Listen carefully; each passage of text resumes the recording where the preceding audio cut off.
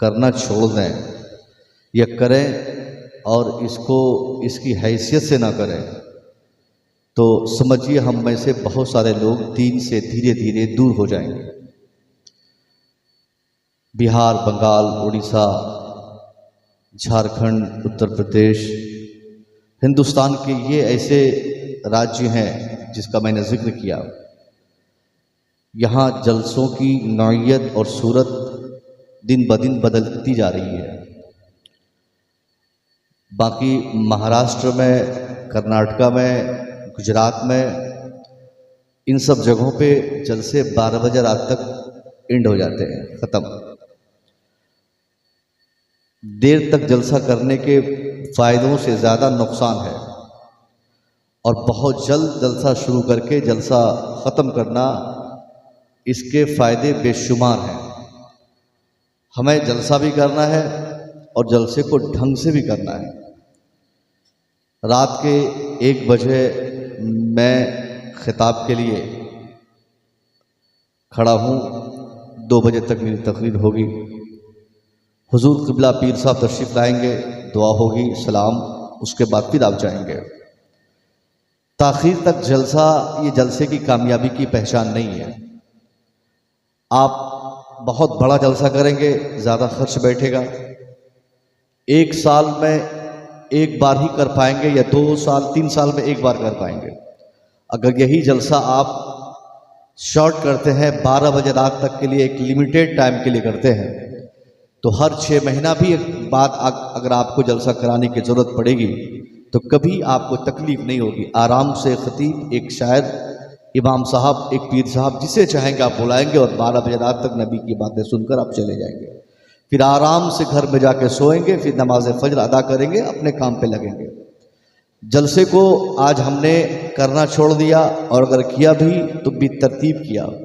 मैं जब आ रहा था तो रास्ते में इतनी भीड़ थी, मेला मुझे लगा कि ऐसा कि दशहरा वगैरह का मेला में जिस तरह भीड़ होती है ना, सड़कों पे गुजरते वक्त जब हम लोग गुजरते हैं तो मालूम पड़ता है कोई मेला लगा हुआ है, उससे कहीं ज़्यादा भीड़ थी। हमें अपने जलसों को भीड़ भाड़, दुकानदारी, चाउमीन, पकौड़ी, पान, गुटखा, ये सब की दुकानों से, ख़ास तौर पे लेडीज़ सामान बिकने की जो दुकानें होती है, उन सब से अपने जलसों को पाक करना है। इससे क्या होता है कि एक जलसा हमारा इसलिए होता है कि हम अपने जलसों से बेटियों को पर्दे का पैगाम दें, औरतों को, बहनों को, बेटियों को इस्लामिक माहौल में रहने का ढंग सिखाएं। और यही जलसा करा के, मेला लगा के, अगर हमारी बेटियों को देखने के लिए 10 लड़के मेला में भीड़ लगा के खड़े रहे तो फिर बेकार का हमारा जलसा करना हुआ। ये सारी मेहनत, ये पैसा वसूलना, ये भीख मांगना, 10-10 रुपया का वसूली करना, ये सारी मेहनत इसलिए है ताकि इस्लाम हमारी बच्चियों को, हमारे बच्चों को, हमारे नौजवानों को समझ में आ जाए।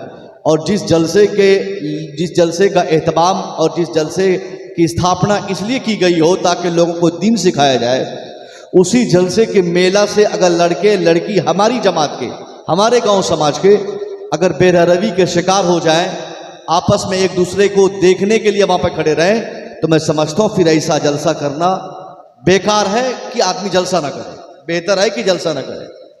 हम देखते हैं अक्सर जलसों में, भीड़ में हमारे बच्चे बच्चियां। इसलिए आप तमाम कमेटी वालों से पहली गुजारिश मेरी यही है, तकरीर से पहले, कि आप जब भी जलसा करें तो इस चीज़ पर ख़ास तौर पे तवज्जो दें कि हमारे जलसे में कोशिश आप करें कि कोई दुकान ना हो, किसी चीज़ की दुकान ना हो। साहब, वो कौन सी चीज़ है जो जलसे में मिलती है और मार्केट में नहीं मिलती है? जब सारी चीज़ें मार्केट में अवेलेबल है तो जलसे में उसकी दुकान सेपरेटली लगाने की क्या ज़रूरत है? यही नहीं, जो पान यहाँ जलसे में मिलता है उससे अच्छा पान मार्केट में मिलता है, जो जलेबी जलसे में मिलती है उससे अच्छी जलेबी मार्केट में मिलती है, जो पकौड़ी आपको जलसे में मिलेगी उससे अच्छी पकौड़ी मार्केट में मिलेगी, उससे अच्छा सामान मार्केट में मिलेगा। जब सारे अच्छे सामान मार्केट में मिल जाते हैं तो फिर जलसों में अलग से ये सब करने की क्या ज़रूरत है? आप मेहनत करके 1 महीने से चंदा करके 2 महीने से उलमा को दावत देकर खिताब के लिए बुलाते हैं, तो आपका मकसद क्या है?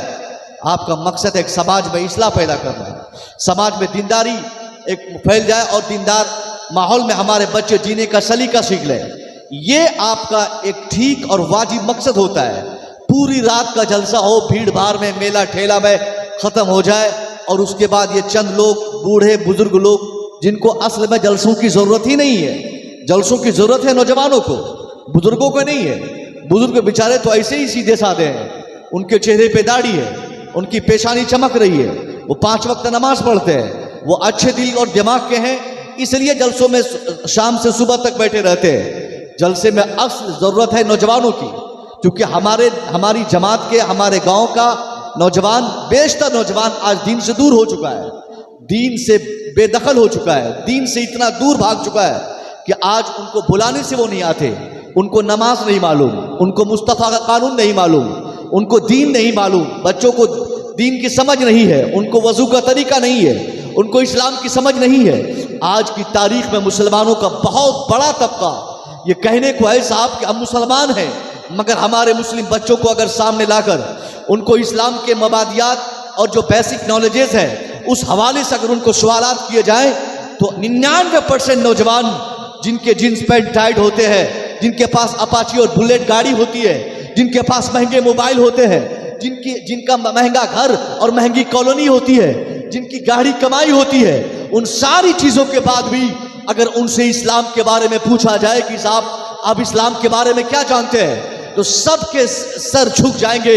एक भी जवाब नहीं देने के काबिल कोई खड़ा रहेगा, कोई जवाब नहीं बन पाएगा, क्योंकि हमारे बच्चों ने इस्लाम से अपना नाता तोड़ दिया है। उनको सिर्फ इस्लाम साल भर में एक मरतबा ईद के मौके पर और एक मरतबा बकरीद के मौके पर इस्लाम समझ में आता, वो नमाज पढ़ने जाते, उसके बाद पूरा साल कहाँ नमाज, कहाँ सजदा, कहाँ तिलावत, कहाँ कुरान, कहाँ हदीस, कहाँ मुस्तफ़ा की बात। यानी हम अगर अपने समाज का अध्ययन करें, डीपली अध्ययन करें, तो हमारे समाज में बेटा बेटी, नौजवान, बूढ़ा, सारे हर एक के अंदर हम आज देखेंगे कि उनके अंदर दीन तलाश करें तो दीन से बहुत दूर अपने बच्चों को हम पाएंगे।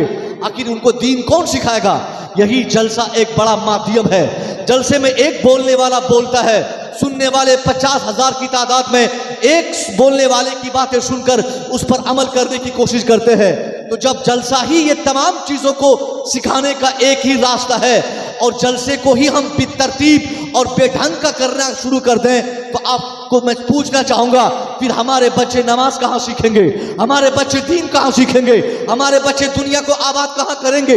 हमारे बच्चों की आखिरत कहाँ बर्बाद होने से बचेगी? यही एक महफिल है नौजवानों, इस महफिल की आप कद्र करो।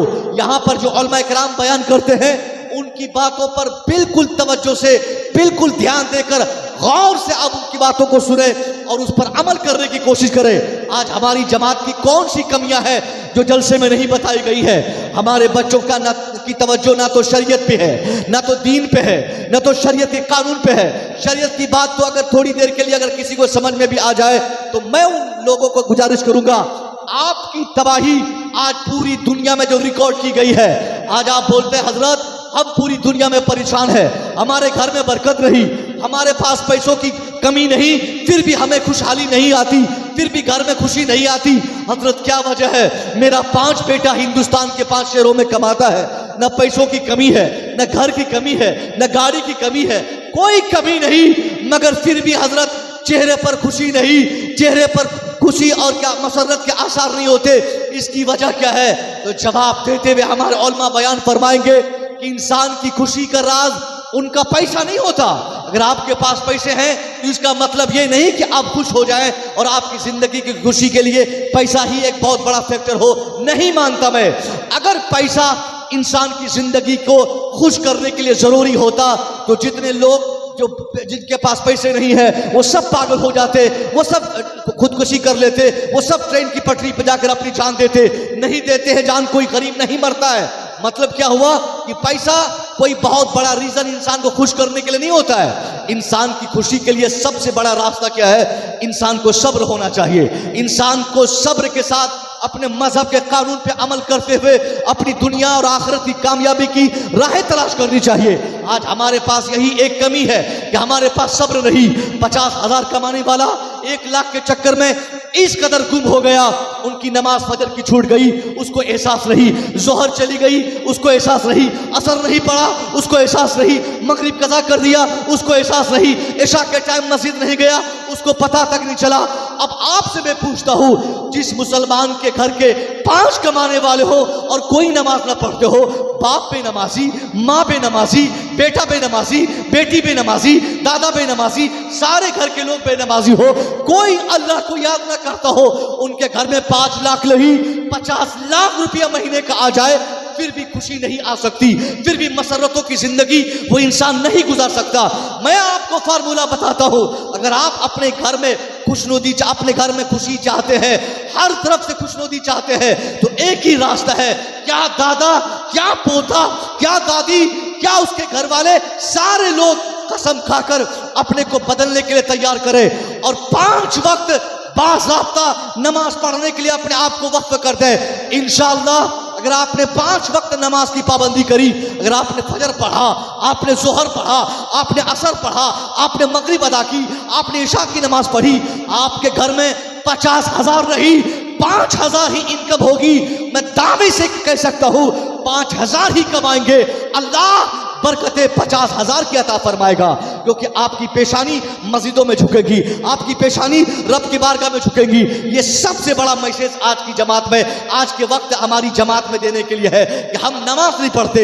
आलीशान मस्जिद हमारे गांव में बन जाती, मस्जिद में एसी लग जाते, मस्जिद में साफ पानी पीने का इंतजाम हो जाता, हमारी मस्जिदों में टाइल्स लगते, हम मीनार और गुंबद खूबसूरत बना लेते, मगर नमाज कौन पढ़ता है?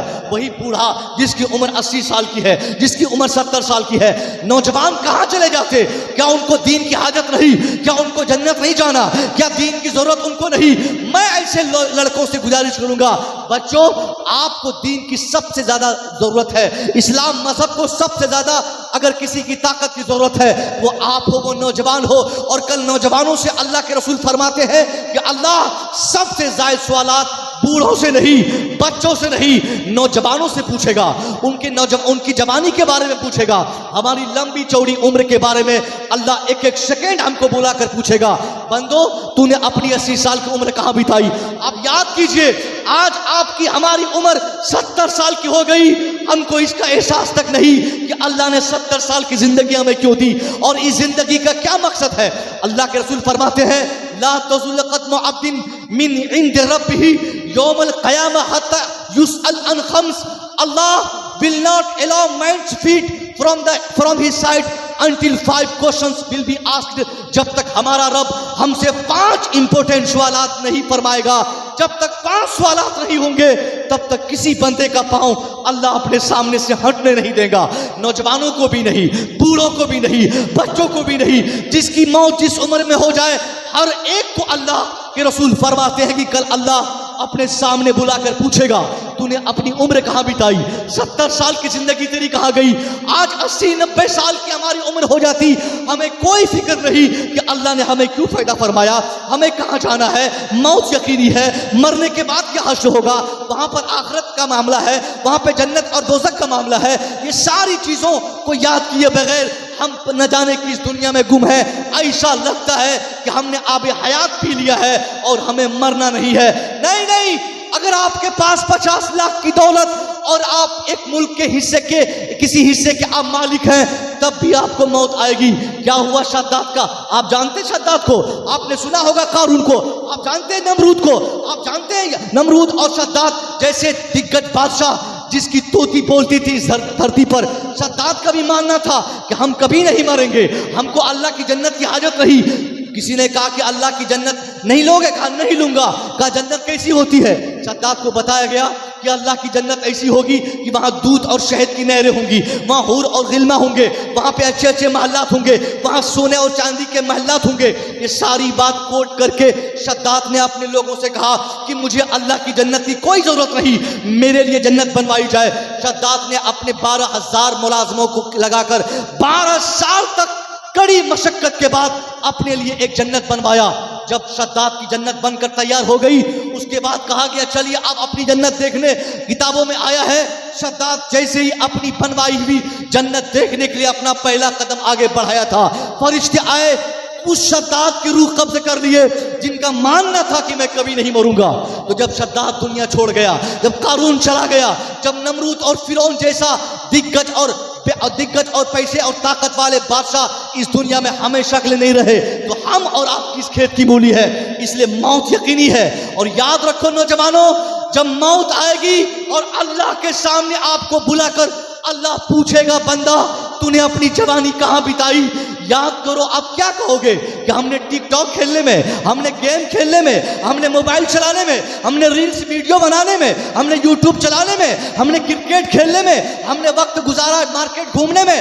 नौजवानों, अगर आपने एक वक्त भी नमाज छोड़कर, नमाज के टाइम या किसी भी वक्त अगर आपने तज़ी औकात के लिए 1 घंटे का टाइम अगर आपने वेस्ट किया है, तो कल मरने के बाद अल्लाह के सामने उस 1 घंटे या उस 1 मिनट का हिसाब देना पड़ेगा। ये जिंदगी ऐसे ही नहीं, आवारगी की नहीं कि हम जब तक जिएंगे जिएंगे और मरने के बाद कुछ नहीं होगा। नहीं, नबी फरमाते हैं 5 सवालात हम में से हर एक से होंगे। पहला सवाल अन उम्र ही फीमा अपना, दूसरा सवाल अन शबाब ही फीमा अबला, यानी पहला सवाल हमारी उम्र के बारे में, दूसरा सवाल हमारी जवानी के बारे में, और तीसरा इंपॉर्टेंट सवाल हमारी सोर्स ऑफ इनकम के बारे में। तूने पैसे कहाँ से कमाए। आज बड़ी बड़ी बिल्डिंग लोग बनाते हैं और बोलते हैं हजरत ये मेरा मकान है, मैंने टाइल्स लगाया, मैंने एसी लगाई, मैंने महल बनाया, मैंने गाड़ी खरीदी, मेरी नौकरी मुझे नौकरी है, मैंने मकान बनाया, ये दौलत मेरी है, ये पैसा मेरा है, ये गाड़ी मेरी है, ये स्कॉर्पियो मेरी है। हाँ, मैं जानता हूँ ये दौलत आपकी है, मगर कभी आपने गौर किया कि अगर आपने ऊंचे मकानात बना लिए तो क्या आपने गौर किया कि उस लंबे चौड़े मकान में कोई एक ईंट भी अगर आपने हराम पैसे से बनाया है, चाहे वो बहन के हिस्से की जमीन हो या भाई के हिस्से की जमीन हो या समाज के किसी का पैसा हो, जुल्म करके हो, झूठ बोल के हो, दलाली करके हो, ज्यादती करके हो, अगर आपने समाज में किसी का पैसा ठग कर अपना एक मकान बना लिया है, तो कल मैदान महशर में उस मकान की एक एक ईंट आपके खिलाफ गवाही देने को तैयार होगी, फिर नहीं बच पाएंगे। इससे पहले कि हम अपना घर हराम से बनाएं, तो हमें समझना चाहिए कि कल अल्लाह की बारगाह में हमें इसका भी हिसाब देना होगा। इसलिए अपनी दौलत पे ना इतराया जाए, अपने माल पे ना इतराया जाए, अपने पैसे पे ना इठा जाए, अपनी गाड़ी पर ना फख्र किया जाए, क्योंकि कल मरने के बाद गाड़ी का हिसाब देना है, जमीन का हिसाब देना है, मकान की एक एक ईंट का हिसाब देना है। इसलिए आप कमाने का ऐसा तरीका अपनाएं कि 1 रुपया भी हराम का आपकी दौलत में ना शामिल हो। जब तक आप हराम से बचकर अपना मकान नहीं बना लेंगे, तब तक आपके घर में सही बरकत नहीं आएगी। मगर आजकल का जमाना क्या है साहब, नौजवान गौर से सुनिएगा, ये पीर साहब का जमाना है। लोग शॉर्टकट तरीके से बरकत हासिल करने के लिए किसी पीर से अपने आप को जोड़ लेते हैं, उनका दामन पकड़ के बोलते हैं हुजूर हमारे घर में बरकत हो जाए, हुजूर ताबीज़ लिखिए बरकत हो जाए, हुजूर पानी में दम कीजिए बरकत हो जाए। कोई साहब घर बनाया, लिख दिया कादरी मंजिल, लिख दिया गौसे आजम का नाम, लिख दिया गरीब नवाज का नाम, लिख दिया किसी बुजुर्ग का नाम, और उस शख्स का मानना होता है कि हम घर बनाएंगे, गौसे आजम का नाम लिखेंगे, घर में बरकत होगी। हम दुकान बनाएंगे, गौसे आजम का नाम लिखेंगे, घर में बरकत होगी। हम मकान बनाएंगे, पीर साहब से ताबीज़ लिखवा के टंगवा देंगे, घर में बरकत होगी। मैं दावे से चैलेंज से कह सकता हूं, नहीं होगी बरकत, नहीं होगी बरकत। हमको इसके लिए बरकत की हुसूलियाबी के लिए एक कंडीशन है, एक शर्त है, सिर्फ ताबीज़ से बरकत नहीं होती, गौसे आजम के नाम के इस्तेमाल से बरकत नहीं होती।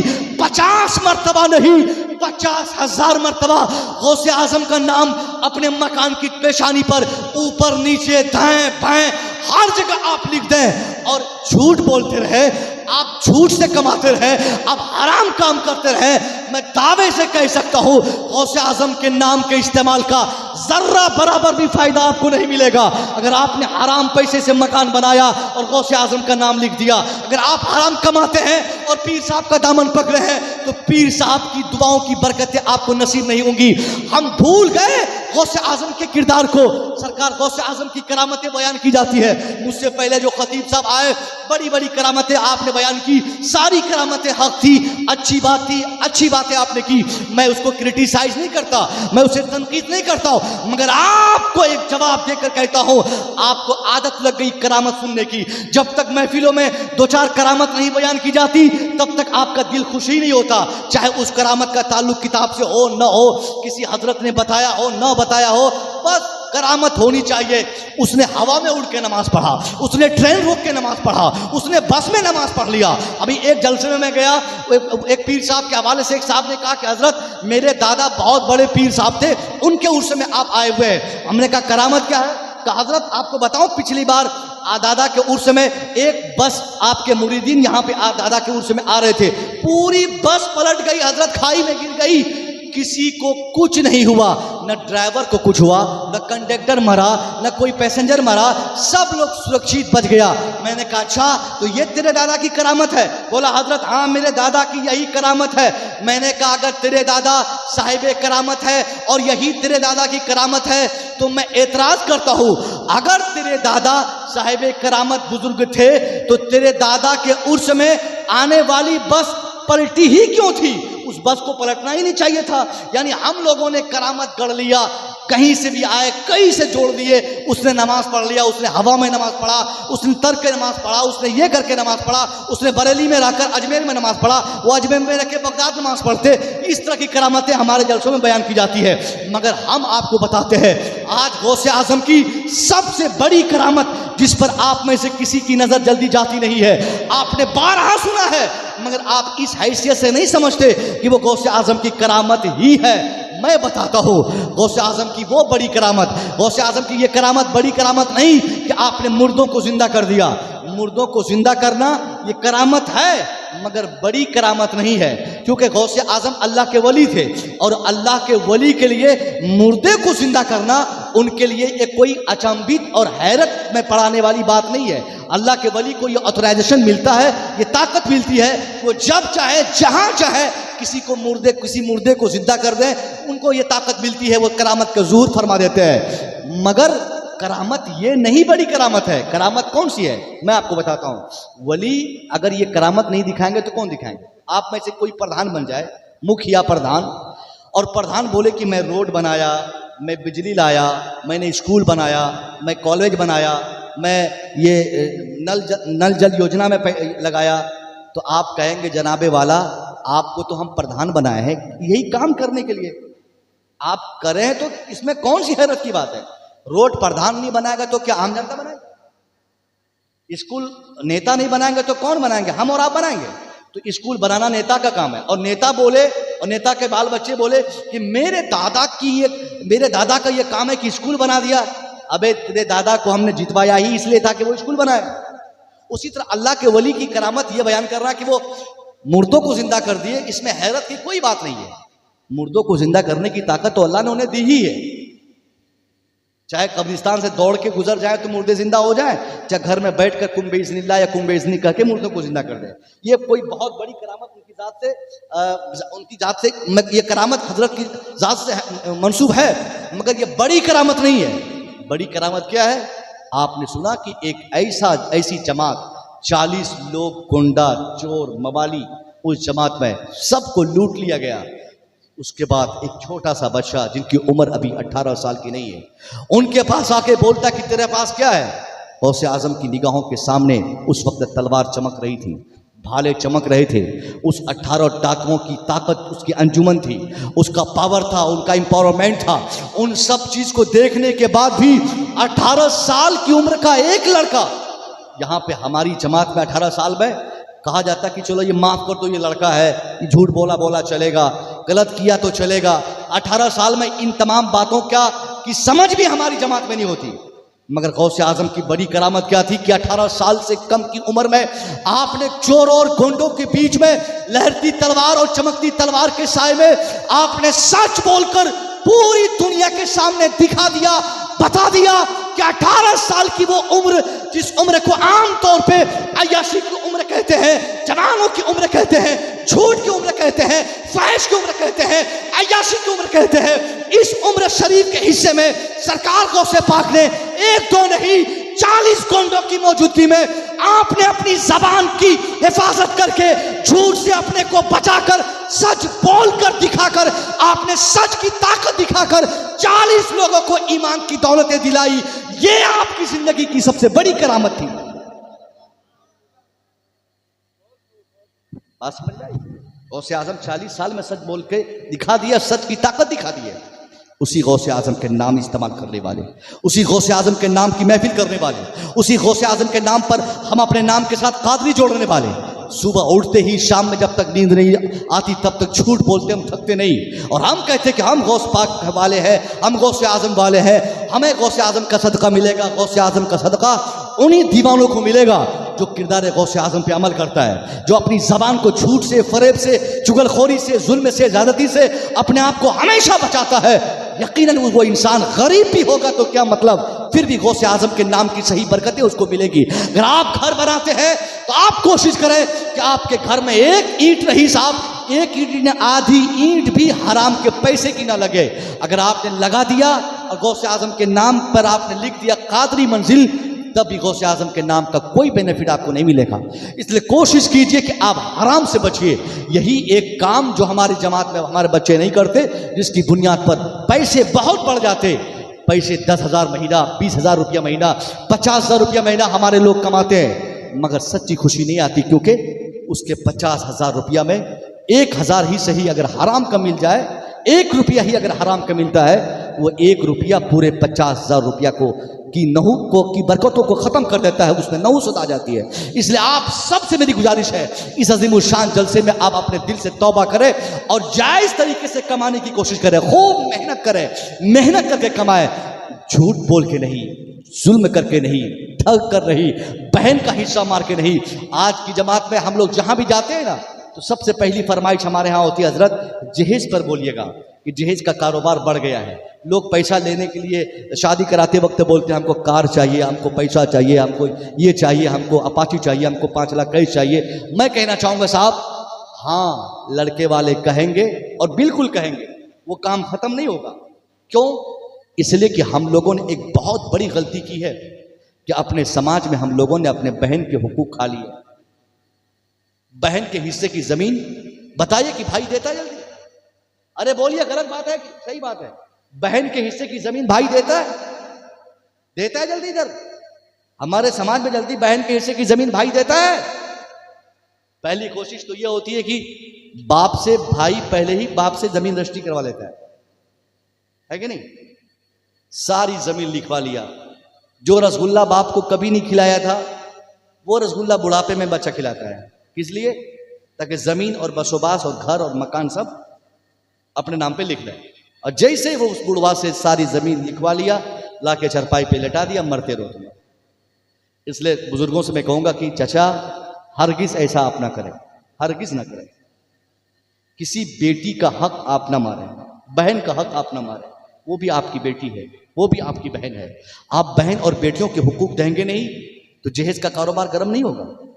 अगर आप चाहते हैं कि जहेज बंद हो जाए, ईमानदारी से अपने समाज में अपनी बहन के हुकूक आप देना शुरू कर दें। एक बारिश में जमीन अगर बहन पाती है ना, अब उसको बुलाएं, उसको बोले कि मेरी बहन, ये जमीन तेरे हिस्से की है, मैं तेरा भाई हूं, तू मेरी बहन है, ये जमीन ले जाके तू क्या करेगी? तुझे बेचना ही पड़ेगा। मेरी बहन, इसकी मार्केट वैल्यू जितनी भी हो उससे बहस नहीं, मैं इसके बदले में तुझे इतना रुपया दे रहा हूं, इतने ही पैसे मेरे पास है। मुझे यकीन है जो भाई अपनी बहन से प्यार और मोहब्बत से बुलाकर अपनी जमीन के हिस्से की जमीन को बहन के सामने पेश करके कुछ रुपया देने की कोशिश करेगा, कोई बहन ऐसी नहीं होगी कि जो अपने भाई के हिस्से की जमीन किसी और को बेच दे। आप ईमानदारी तो दिखाइए। चोरी कीजिएगा, बरकत निकल जाएगी। 1 कट्ठा जमीन आपके हिस्से में आएगी, वही 1 कट्ठा में बरकत होगी। नहीं चाहिए हमें बहन की जमीन। अगर बाप जबरदस्ती करता है कि चल बेटा ले ले, तो अब्बा से आप कहिए कि अब्बा आप बहनों को बुलाइए, जो और हिस्सेदार है उनको बुलाइए, उनकी इजाजत लीजिए, फिर हमें जमीन दीजिए। जमीन और मकान से भाई बरकत नहीं होती घर में। इसलिए अल्लाह के वास्ते आप लोग, सब लोग अपनी अपनी बहनों के हिस्से की जमीन, जायदाद, प्रॉपर्टी, नदी, नाला, खेत, खलियान, दरख्त, पेड़, आम का गाछ, कहीं भी अगर बहन का हिस्सा है, आप अपनी बहन को बुलाकर कहिए। बाप के इंतकाल होने के बाद तो बहुत सारे भाई इतने जालिम हैं कि अपनी बहन को यह भी नहीं बताते हैं कि उसके बाप के नाम की जमीन कहां कहां है, कागज तक नहीं दिखाते।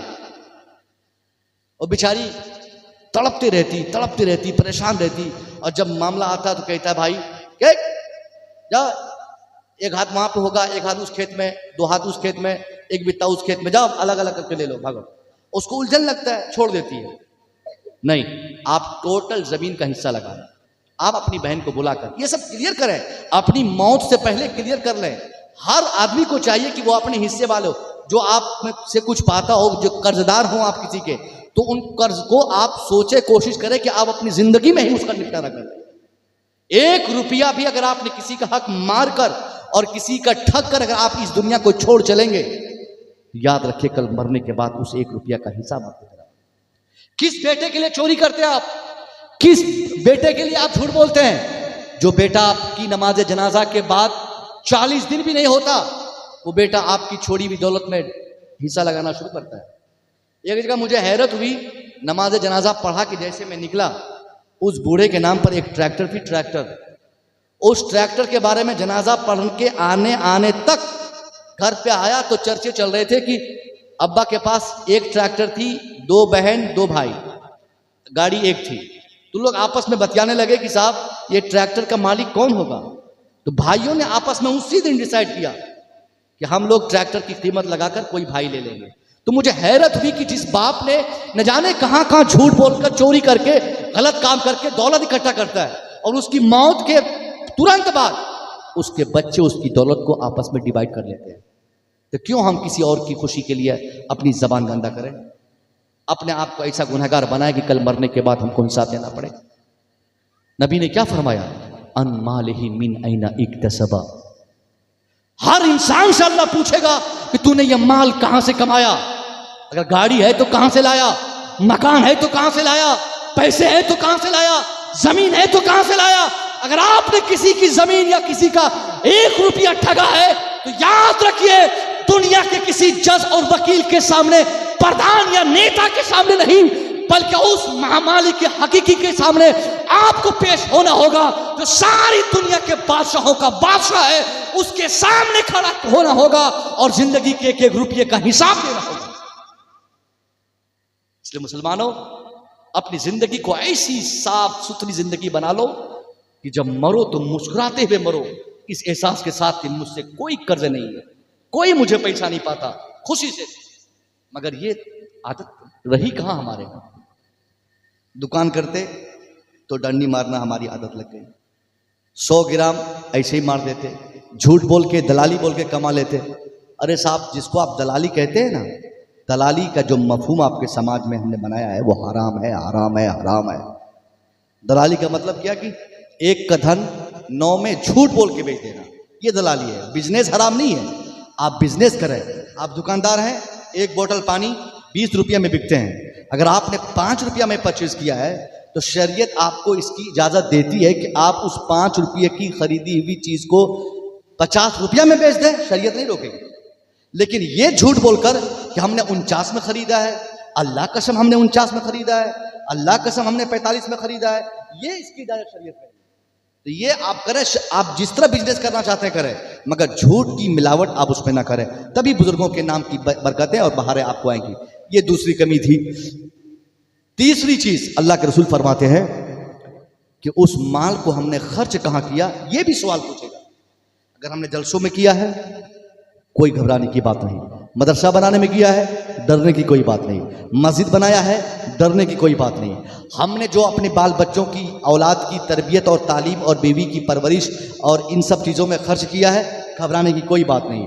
सिर्फ मस्जिद में पैसा लगाने में सवाब नहीं है।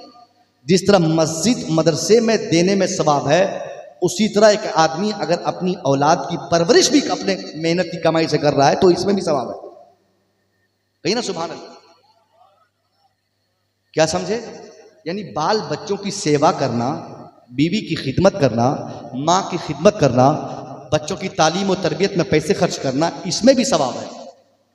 कितना अच्छा हमारा मजहब इस्लाम है कि अगर एक आदमी मेहनत कश है, मेहनत करके कमाता है और कमा के घर आता है और घर आने के बाद मेहनत और जायज़ की कमाई से अगर बच्चों में खर्च करता है तो ये खर्च करने में भी अल्लाह उसे अजर अता फरमाता है।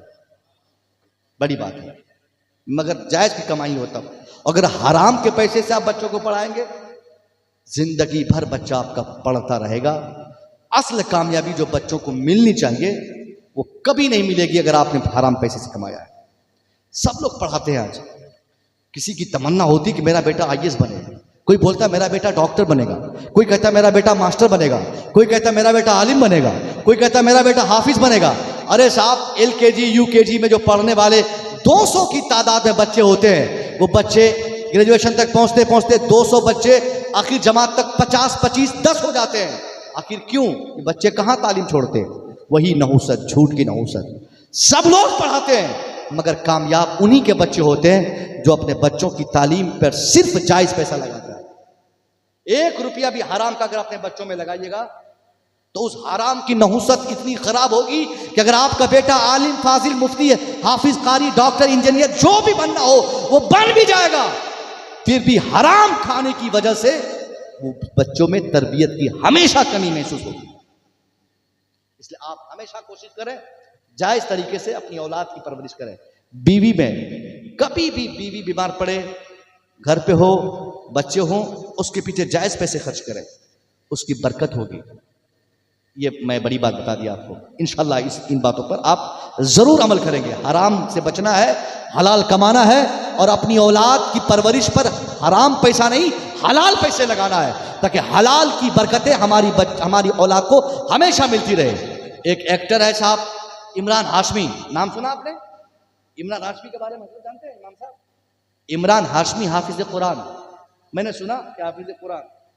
आप बताइए, इमरान हाशमी जैसा एक्टर जो पूरा कुरान पढ़ा हो, पूरा कुरान पढ़ने के बाद वो साहब अभी एक्टर बन गया, फिल्मी दुनिया से अपने को जोड़ा, गाने गाता है, डांस करता है, ओरियानियत फैलाता है, बदतमीजी करता है, शरीयत का ज्ञान उसके पास लगता नहीं है, दाढ़ी छील दिया है, बेनमाजी है, फासिक है, फाजिर है, सारे गुनाह करता है।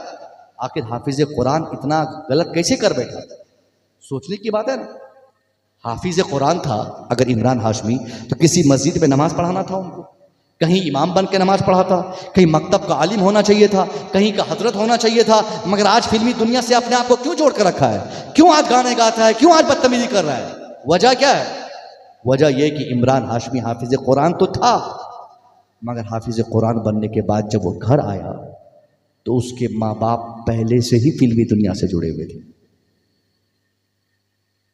माँ बाप पहले से उस दुनिया से जुड़े हुए थे, फिल्मी दुनिया से। तो जब माँ बाप फिल्मी दुनिया से अपने आप को जोड़ के रखते हैं तो बच्चा आलिम और हाफिज बनने के बाद भी अपने माँ बाप की ही वजह से अपने माँ बाप की तरह हो जाता है। इसलिए एक बहुत बड़ा पैगाम आप सबके लिए, मेरी माओं के लिए, बहनों और बेटियों के लिए, कि अगर आप भी अपने घर की इस्लाह चाहते हैं, ये एक बहुत बड़ा पैगाम है जलसों से। अपने बच्चों की इस्लाह चाहते हैं तो खुद को इस्लाह करनी होगी, खुद को सुधरना होगा। अगर कोई चाहता है कि मेरा बेटा मोबाइल इस्तेमाल ना करे, तो उस माँ को चाहिए कि सबसे पहले खुद मोबाइल को त्याग दे। उस बाप को चाहिए कि पहले खुद मोबाइल से अपने आप को नफरत दिलाए। जिस घर के बुजुर्ग और जिस घर के बड़े लोग हमेशा मोबाइल में मस्त रहते हैं, वो घर वाले जान लें कि उसके घर के बच्चे मोबाइल के आशिक होंगे, और 5 साल, 10 साल, 20 साल के बाद हो न हो उस मोबाइल का मिसयूज आपके बच्चों के मुस्तकबिल को तबाह बर्बाद करके रखेगा। आज होता क्या है, माँ ब्लूटूथ लगाई हुई है, आटा गूंद रही है, रोटी बना रही है, चावल पक रहे हैं, सब्जी काट रही है, मोबाइल पे गाने चल रहे हैं, ईयरफोन लगा हुआ है, ऑटोमेटिक गाने आ रहे हैं, कभी बांग्ला में, कभी हिंदी में, कभी अंग्रेजी में गाने चल रहे हैं, कोई फर्क नहीं पड़ता। अगर वो माँ चाहती है कि मेरा बेटा नमाजी बने, मेरा बेटा हाफिज बने, मेरा बेटा अच्छा बने, मैं कहूंगा साहब, अगर वो माँ चाहती है तो चाहती रह जाए, कभी उसके बेटे में तब्दीली नहीं आएगी। तब्दीली के लिए जरूरी है कि वो माँ पहले खुद से मोबाइल से अपने आप को अलग करे। अब अपने बेटे पे नमाज, अक्सर देखा जाता, बड़ा आदमी उधर मोबाइल चला रहा है, उसका बेटा वहां चला रहा है, दादा वहां चला रहा है, बेटी वहां चला रही है, बेटा उसका बड़ा भाई वहां चला, सब मोबाइल में मस्त है। एक घर की 5 फैमिली, 5 अलग अलग मोबाइल में लगे हुए हैं।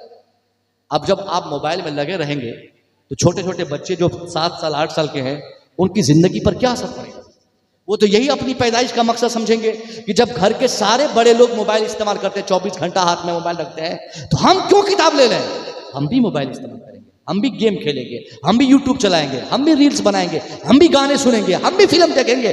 फिर नतीजा क्या निकलेगा कि आपने जो कल्पना की है, जो उम्मीद रखी है कि हमारा बेटा पढ़ के डॉक्टर बनेगा, इंजीनियर बनेगा, सिर्फ आप सोच सकते हैं, जिंदगी भर की मेहनत आपकी बेकार हो जाएगी अगर आपने अपनी औलाद की तरबियत के लिए कोई बड़ा काम नहीं किया और ये पेशकदमी नहीं की, तो आपकी औलाद तबाह हो बर्बाद हो गई। इंशाल्लाह आप मानेंगे? बोले ना भाई, मानेंगे? देखिए, हमको बांग्ला नहीं आती है, मगर इतनी समझ तो हमको है कि आप थक चुके हैं। हाँ, अरे तो बोले सुभान अल्लाह। अरे वाह, बंगाली दादा बहुत ताकत होती है। अभी एक जलसे में खतीब साहब थे, हम तो ऐसे चुटकिला वगैरह बोलते नहीं कभी जलसों में, आप लोग रिकॉर्ड मत कीजिएगा, लेकिन एक कहानी किसी ने बताया, मुझे बहुत अच्छी लगी वो बात। एक बंगाली, एक बिहारी, एक उत्तर प्रदेश का, 3 लोग चोरी में पकड़ा गया। तीनों मिलके बाहर काम कर रहे थे, बाहर में ये लोग चोरी कर रहे थे। चोरी में लोगों ने इन्हें पकड़ लिया, तीनों को। सजा तय हुई कि इन सबको 80-80 कोड़े लगाए जाए। लोगों ने सजा तय किया, तो उत्तर प्रदेश वाले को लाया गया, 100 कोड़े लगाए गए। दुनिया से चल बसा। उसको देखकर बिहारी सोचा कि अरे ये तो वाकई मर गया ये आदमी, अब मैं क्या करूं? तो उसने क्या कहा कि भाई कि तेरी आखिरी ख्वाहिश पूछी जाती थी क्या है? तो बिहारी भैया ने बताया कि भाई मेरी आखिरी ख्वाहिश है कि मुझे कोड़े मारने से पहले मेरी पीठ पर मोटे मोटे गद्दे बांध दो, कंबल को मेरी पीठ पे बांध दो ताकि चोट कम लगे। वहीं बंगाली दादा बैठे थे, तो उन्होंने सोचा कि ये तो बिहारी बच गया, ये कंबल पीठ में बंधवा के, ये मरा नहीं और इसको चोट भी नहीं लगी। इनकी अक्ल, चूंकि बंगाली की अक्ल के ताल्लुक से पूरे हिंदुस्तान में मशहूर है कि अक्ल का इस्तेमाल फौरन अगर कोई कर लेता है तो बंगाली करता है।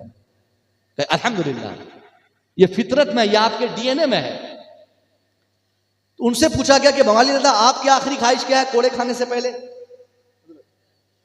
तो उसने कहा कि मैं क्या मांगू भाई आखिरी ख्वाहिश, ये तो कम्बल वाली बात तो इसने पूरी कर दी, बिहारी ने। यूपी वाले भाइया थे तो चल बसे। तो बिहारी से और इनसे हमेशा लफड़ा होते रहता था, झगड़ा होते रहता था, हर मामले में एक ही जगह लोग काम करते थे। तो उसने आखिरी ख्वाहिश में क्या बोला कि मेरी पीठ पर कंबल मत बांधो, किसी बिहारी को बांधो। तो एक साथ उनका दोनों काम हो गया, पिटाई भी नहीं लगी और उसका काम भी हो गया। तो बंगाल चूंकि एक अच्छी जगह है, यहाँ की समाज पूरे हिंदुस्तान में जो यहाँ जलसों की जो इज्जत है, जो सम्मान है, जो तकरीर सुनी जाती है और जिस तरीके से लोग सुनते हैं वो हिंदुस्तान में नहीं सुनते हैं। अब मुझे लग रहा है कि आप सुन रहे हैं। तो मैंने कितनी सारी बातें बताई, मैंने हराम से बचने के लिए बताया, आप इंशाल्लाह बचेंगे। नौजवानों को जवानी की उम्र में अपनी उम्र का ख्याल करना चाहिए कि हमें मरने के बाद अल्लाह के सामने अपनी उम्र का हिसाब देना होगा। इसलिए हर आदमी को अपनी उम्र को सेपरेट करके रखना चाहिए। उसके बाद हराम से बचते हुए हलाल की तरफ जाए, हलाल कमाए। बाल बच्चों की तरबियत के हवाले से जो बातें कही जाती है वो यही कि आप हर शख्स इसके जिम्मेदार है। अगर आपका बेटा आज बिगड़ रहा है तो इस बच्चे के बिगाड़ के पीछे का सबसे बड़ा रीजन आप हैं। कोई भी गार्जियन अगर वो ये कहता कि हजरत मेरा बेटा चोर और सिगरेट का आदी या शराबी या नशेड़ी या गैंडी या भंगेड़ी हो गया है, तो मैं कहूंगा साहब इसके नशा पीने के पीछे अगर सबसे बड़ा रिस्पॉन्सिबल और सबसे बड़ा जिम्मेदार अगर कोई है तो उसके घर वाले, उसके बाप दादा हैं।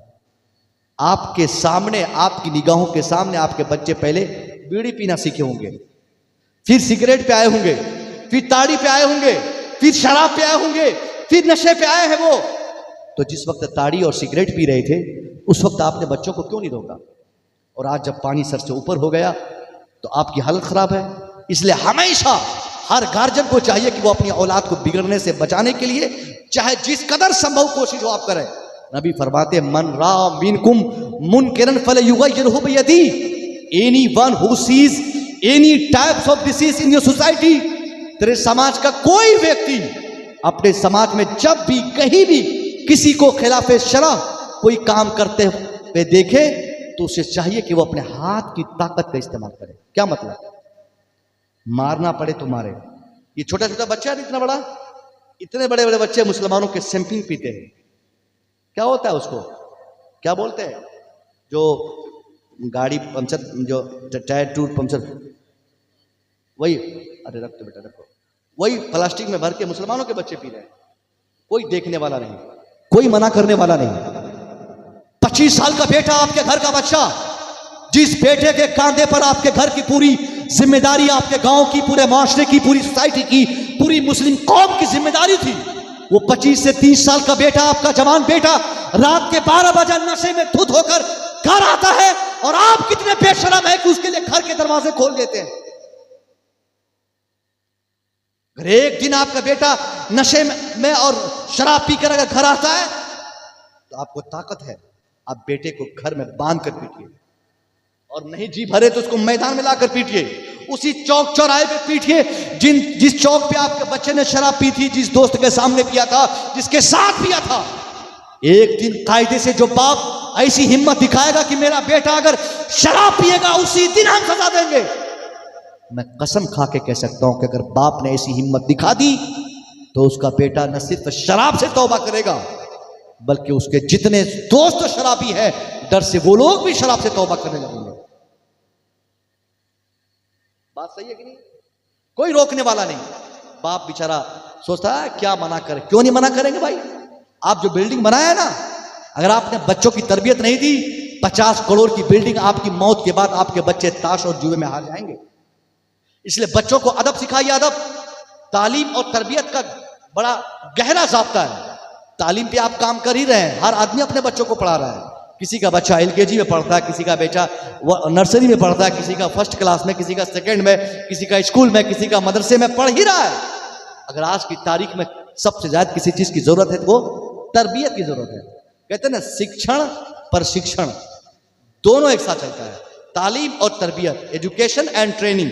जब तक आपके बच्चों को तरबियत नहीं मिलेगी, आपका बच्चा सच बोलना नहीं सीखेगा, आपका बच्चा झूठ बोलने से बाज नहीं आएगा। जब तक तरबियत नहीं मिलेगी, नमाज नहीं सीखेगा। एक बात बताइए, बगल में मस्जिद है ना, बगल में मस्जिद है, जुमा के दिन इमाम साहब मिला, जुमा के दिन आपकी मस्जिद में बच्चे जाते हैं? नहीं ना, मस्जिद में नमाज पढ़ने जाते हैं। और इतने बदमाश बच्चे जाते हैं जुमा के दिन कि हम लोग जब रुकू में जाते हैं तो उन लोगों की फेटम फेटा शुरू हो जाती है, और जब हम लोग सजदे में जाते हैं तो उस फेटम फेटा में और तेजी आ जाती है। और जैसे हम लोग अस्सलामु अलैकुम रहमतुल्लाह, अस्सलामु अलैकुम रहमतुल्लाह नमाज से फारिग होते हैं, तो हम लोगों से ज्यादा शरीफ वो लोग दिखाई देते हैं। देता है कि नहीं?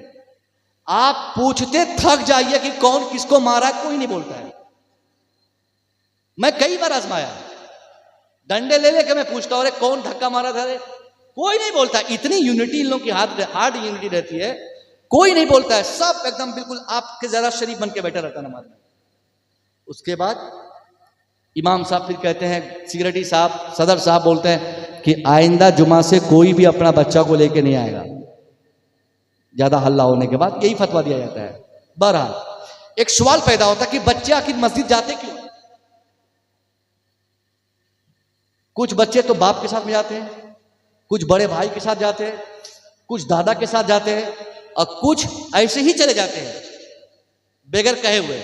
जुमा के दिन छोटे छोटे बच्चे, इससे भी छोटे छोटे बच्चे, उनको सिर्फ मालूम हो जाए कि आज जुमा है, बस 11 बजे उसको खबर हो जाए कि आज जुमा है, उसी टाइम से आपके पास आके बोलेंगे कि अब्बा आज जुमा है, ये साबुन लीजिए, ये तौलिया लीजिए, नहाने चलिए, हम भी नहाने जाएंगे। मतलब आगे पीछे करेगा घर वालों के। वो चापलूसी करता है ताकि आप उनको मस्जिद साथ ले जाएं। अगर आप उनको साथ लेकर चले गए तो ठीक है, वरना वो खुद ही हाफ पैंट पे भाग जाएगा। उसे क्या मालूम कि मेरा वजू है कि नहीं है। वो जाके सजदा करेगा कनपट्टी सही से, लेकिन वो जाएगा। तो आखिर सवाल पैदा होता है कि 5 साल 7 साल के बच्चे, उनको मस्जिद की अहमियत कैसे समझ में आ गई? कैसे मालूम पड़ा कि आज मस्जिद चला जाता है, आज नमाज होती है, आज वहां भीड़ होती है, ऐसे हाथ बांधे जाते हैं, रुकू में जाया जाता है, सजदे करने पड़ते हैं। आखिर ये दर्स बच्चों को मिला कहां से? वही आपके घर से, आप जो हर जुमा को मस्जिद जाते हैं ना, वही आपको मस्जिद जाने को देखकर दादा गया, बच्चा देखा, बाप गया, बच्चा देखा, बड़ा भाई गया, बच्चा देखा, मोहल्ले के लोग गए, बच्चा देखा।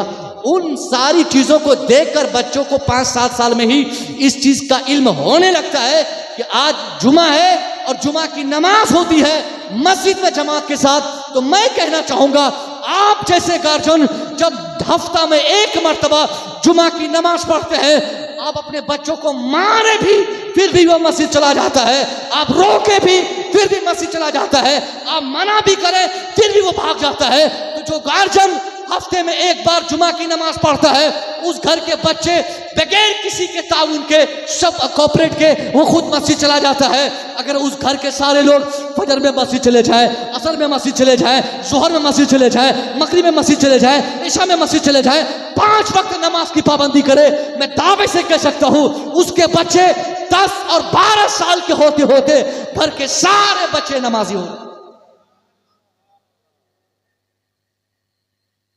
बच्चे घर पे ही सीखते हैं, बच्चों को दर्स घर से ही मिलता है। इसलिए अल्लाह के वास्ते आप कभी भी इसकी कोशिश करें कि आप अपने बच्चों की ऐसी तरबियत करें कि आपके बच्चे 2-4 क्लास कम ही पढ़े, 9 पढ़े, 10 तक पढ़े, 11th पढ़े, 12th ना पढ़े, मैट्रिक करे, इंटर ना करे, इंटर करे, ग्रेजुएशन ना करे, 2-4 किताबें कम पढ़े, मगर तरबियत अपने बच्चों को फूल दीजिए। सच बोलवाने के लिए घर पे प्रैक्टिस करवाइए। कभी भी बच्चे गाली बोले घर पे, अगर मोहल्ले में किसी से सीख लिया हो, घर पे आकर गाली का एक जुमला, एक शब्द भी अगर बच्चा बोलता है, तो आपका उस वक्त प्रतिक्रिया ऐसा हो, आपका रद्द अमल ऐसा हो अपने बच्चों के लिए कि फौरन उस बच्चे को बचपने में ऐसा लगे कि गाली बोलना महा पाप काम है, हमने बहुत बड़ा जुर्म किया है, उसको इसकी इतनी नदामत और शर्मिंदगी हो कि दोबारा कभी ऐसे जुमले वो बच्चा अदा ना करे। मैंने किताबों में पढ़ा है कि बच्चों को बचपने में बच्चों की जो मेमोरी पावर होती है ना, हार्ड डिस्क, वो कई कंप्यूटर हार्ड डिस्क से ज़्यादा मजबूत होती है। 7-8 साल के बच्चे जो बचपने में सीखते हैं, उसका असर हमेशा दिमाग में रहता है। इसलिए कोशिश करें कि हम जब बच्चे छोटे छोटे घर पे रहें, तो आप खुद ही कुरान पढ़ने बैठ जाएं, आप खुद ही झूठ ना बोलें। फ़ोन पे आप झूठ बोलते हैं, बच्चे सुन लेते हैं। आप गाली बोलते हैं, बच्चे सुन लेते हैं। आप किसी और को साला बेटा साला कहिएगा तो बच्चे कहां सीखेंगे? एक बात कह रहे हैं, बच्चे गाली कहां सीखते हैं? पहले आप बोले थे तो बच्चे सीखे। यही वजह है कि मान लीजिए जो गालियां आप देते हैं, ये गालियां बिहार में नहीं चलती है। जो गालियां आप बकते हैं, बोलते हैं आम अपनी जबान में, वो गालियां हमारे यहाँ नहीं चलती है, किशनगढ़ में नहीं चलती, 100 किलोमीटर दूरी पे। तो इसका मतलब यह है कि यहां बोली जाती है वो गालियां, बच्चे सीख लेते हैं। वहां वो गाली नहीं बोली जाती है, वहां दूसरी गाली लोग बोलते हैं, तो वहां के बच्चे दूसरी गाली बोलते हैं। तो इसका मतलब यह कि बच्चे जो भी कुछ सीखते हैं, वो अपने टोला पड़ोस समाज और सबसे बड़ा माँ बाप, उनसे सीखते हैं। इसलिए माँ बाप को ऐसा किरदार पेश करना चाहिए कि हमेशा उसके बच्चों की जिंदगी रोशन रहे। दूसरी चीज, तालीम की जो कमी महसूस हो रही है, दिल्ली, पंजाब, हरियाणा, कलकत्ता में कमाने वाले हमारे समाज के बच्चे आज की तारीख में सबसे ज्यादा मजदूरी करने वाले। मैं मजदूरी करने को खराब नहीं कहता, मैं ये क्रिटिसाइज नहीं करता कि मजदूरी करना हराम है या गलत है, लेकिन ऐसे लोगों का दामन पकड़ के कहूंगा जिन लोगों के बच्चों को पढ़ने की ताकत थी, जो आदमी अपने बच्चों को पढ़ा सकता था, जिनके बच्चे पढ़कर कुछ अच्छा और बेहतर अपने लिए, अपने समाज के लिए, अपने मुल्क के लिए कर सकते थे, वो गार्जियन बहुत बड़ा जुल्म अपने बच्चों पे किए कि अपने बच्चे को माध्यमिक कराने से पहले ही दिल्ली भेज दिए, इंटर कराने से पहले ही अपने बच्चे को कलकत्ता भेज दिए। इसलिए हाथ जोड़ के अपील और गुजारिश आपसे है कि आप अपनी पूरी ताकत लगाकर अपनी औलाद की पढ़ाई के पीछे आप पैसे खर्च करें, आप वक्त दें। अगर आपने अपने बच्चे को पढ़ाया लिखाया, उसके पीछे दिमाग लगाया, तो याद रखिए आपका बच्चा फिर 10-15 साल के बाद मजदूर नहीं बनेगा, कलकत्ता में किसी ऑफिस में काम करेगा, दिल्ली में एक डॉक्टर कैसे से रहेगा। पूरी उम्मत में आज हिंदुस्तान भर में हम बोलते हैं कि हम 18% है, आप लोग यहाँ कितने परसेंट है? ज्यादा है ना। मजमूई तौर पर पूरे हिंदुस्तान में 18 से 20% हम है, हिंदुस्तान भर में 20% है। ईमानदारी से बताइए कि 20% हर जगह है, हर मैदान में है, हर फील्ड में है? नहीं, सिर्फ 20% हमको सेंसस में बताया गया है, मर्दमशुमारी में बताया गया है, गिनकर बताया गया है कि मुसलमान हिंदुस्तान में 20% हैं, मगर 20% हम सिर्फ गिने जाते हैं, हर मैदान में 20% नहीं। 20% का मतलब होता है तालीम में भी 20% होना चाहिए, डॉक्टर्स की फेरिस में 20% हमारे हों, 100 डॉक्टर्स में 20 हमारे हों, 100 इंजीनियर्स में 20 हमारे हों, 100 IAS में 20 हमारे हों, 100 IPS में 20 हमारे हों, 100 मास्टर्स में 20 हमारे हो, 100 प्रोफेसर्स में 20 हमारे हो, 100 बिजनेसमैन में 20 हमारे हो, 100 पढ़े लिखे में 20 हमारे हो, मगर कहाँ है ऐसा? अब अपना ब्लॉक ले लीजिए, अब अपना जिला ले लीजिए, अब अपना स्टेट हेडक्वार्टर ले लीजिए, आप कहीं भी ऑफिस में चले जाइए, किसी भी ऑफिस में आपके बच्चे 20% तो छोड़िए साहब, 2% भी नहीं है। ये सबसे बड़ी कमी है ना। आप दूसरों को गाली देते हैं कि फलाने नेता की वजह से आज हमारी ये हालत है, नहीं, कोई नेता आपकी तबाही का रिस्पॉन्सिबल नहीं है, आपने अपने समाज को बर्बाद करने के लिए खुद ही आपने काम किया है।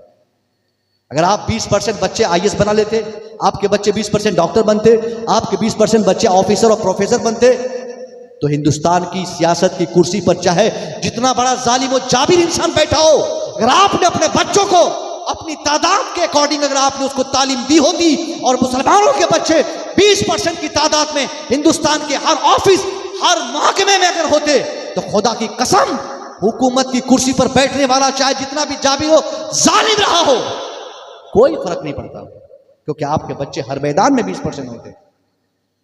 अल्लाह के वास्ते मुसलमानों, आप नमक रोटी खाओ, एक रोटी कम खाओ, फैशन कम करो, 20,000 का मोबाइल नहीं 5,000 का मोबाइल चलाओ, पक्के और ईंट का मकान नहीं फूस का मकान में सो जाओ, मगर अगर तालीम के लिए खर्च करना पड़े तो मकान की ईंट बेचकर अपने बच्चों की तालीम में खर्च करो, ताकि आने वाले वक्त में आपका बच्चा आपकी तरह मजदूर नहीं, बल्कि वो अपनी दुनिया बनाने के लिए खुद एक ऑफिसर बनकर सामने आए।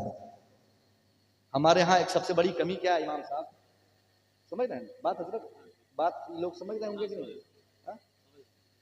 आपने कहा था बहुत फास्ट नहीं, उर्दू नहीं, तो बहुत संभल के बोलना पड़ रहा है। हमारे यहाँ सबसे बड़ी कमी क्या है, एक आदमी बोलता है क्या, हम ही मजदूर मानुस, हम मजदूर आदमी, हमारा बच्चा डॉक्टर कैसे बनेगा? अरे बाबा, यही तो आपकी गलती है, यही सोच की गलती है।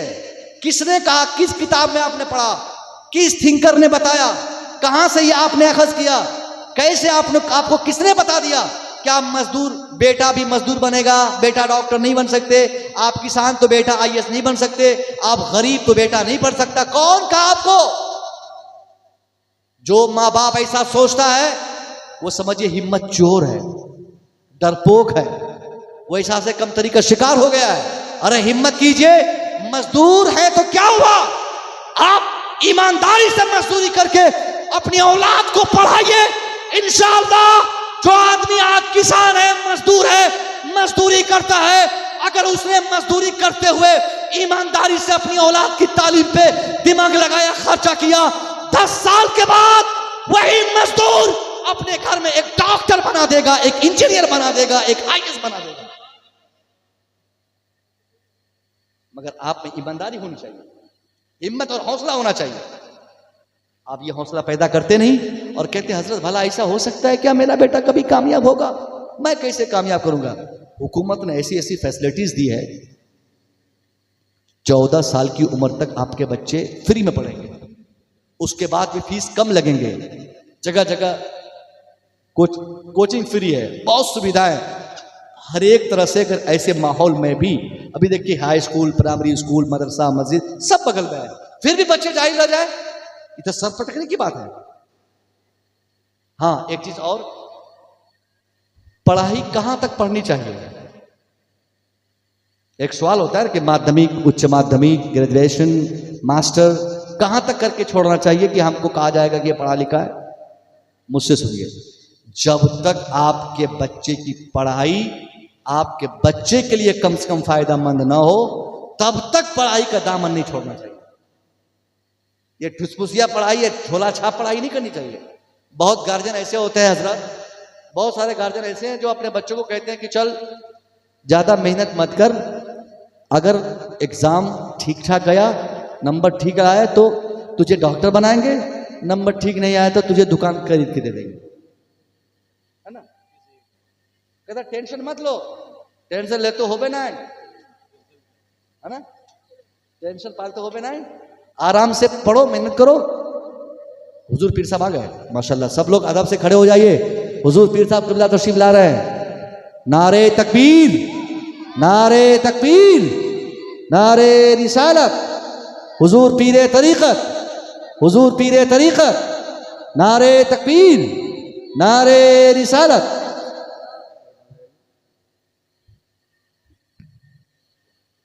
नारे तकबीर, नारे तकबीर, नारे रिसालत, नारे रिसालत, हुजूर पीर क़िबला, हुजूर पीर क़िबला, हुजूर पीर क़िबला। जलसा कमेटी, जलसा कमेटी, जश्न ईद मिलादुन नबी, जश्न ईद मिलादुन नबी कॉन्फ्रेंस, जश्न ईद मिलादुन नबी कॉन्फ्रेंस। नारे तकबीर।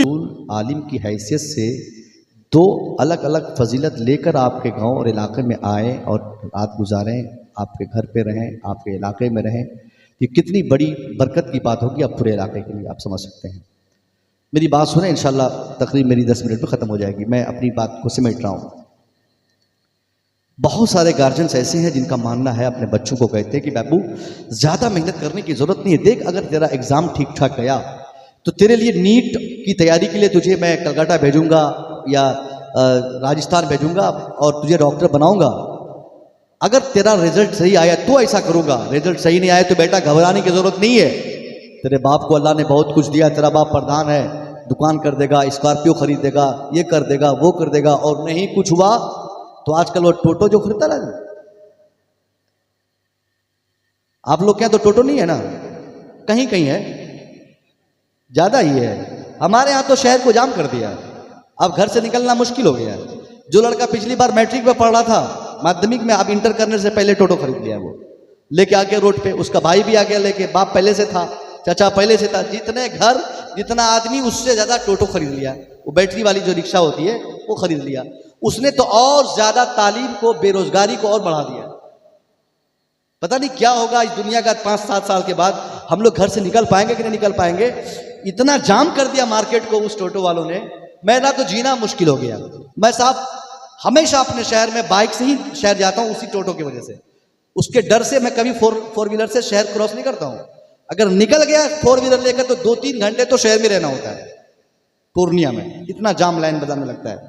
बहरहाल बाप का ये दिमाग होता है कि बेटा ज्यादा दिमाग लगाने की जरूरत नहीं है, तेरा रिजल्ट ठीक आएगा तो ठीक है, वरना तुझे बिजनेस कर दूंगा।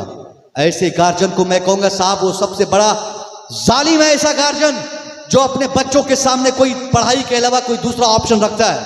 मैं मान गया कि आप पैसे वाले हैं, आप साहिब शरबत हैं, आप प्रधान हैं, आप पैसे वाले हैं, आपके पास कार है, आपके पास बिजनेस है, सारी चीजें हैं, मगर जब तक बच्चों का ताल्लुक तालीम से हो, पढ़ाई से हो, अपनी औलाद को अल्लाह के वास्ते कभी आप ये ना कहें कि बेटा इस पढ़ाई के अलावा भी कोई ऑप्शन है। नहीं, जो बाप अपने बच्चों को पढ़ाई के अलावा कोई ऑप्शन बताता है उसके बच्चों का रिजल्ट कभी अच्छा नहीं होता है। आप ईमानदारी से अपने बच्चों को बोलिए, नहीं बेटा